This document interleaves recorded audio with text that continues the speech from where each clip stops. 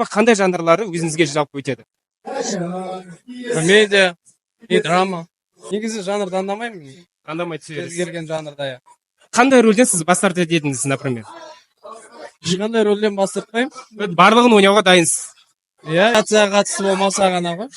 Так кез келген рөл. Сізде жақында қателеспесем бір кино шығады. Соған дайындық қалай жүріп жатыр? Ол съемка сәл болып жатыр, білмеймін. Парковщики ғой, иә? Иә. Күзде шығу дейсіз, күздерге таман, иә. Сол кезекті рөлді ма? Иә, парковщик ойнаймыз, адамдарды машиналарын парковать етеміз, соны көмектесеміз.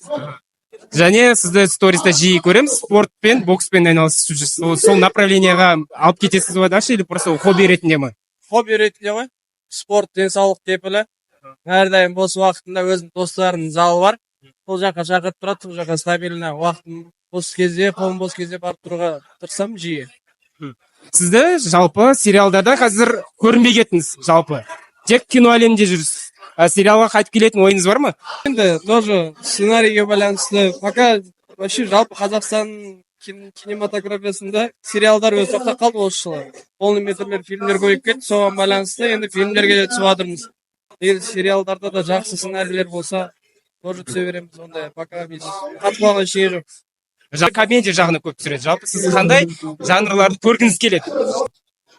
Білмеймін, кез келген жанрда көргім келеді ғой. Бізде жалпы сол сала өскеніне әрдайым қуаныштымыз, қолдауға келеміз. Достарымыз, таныстарымыз, ағаларымыз бар, әпкелеріміз бар.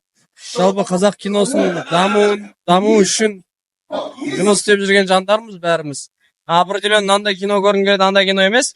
Голливудта, шетелде Восток, Запад солар не түсіріп жатыр, соны бізде де түсірген сайын мен қуанып отырамын әрдайым.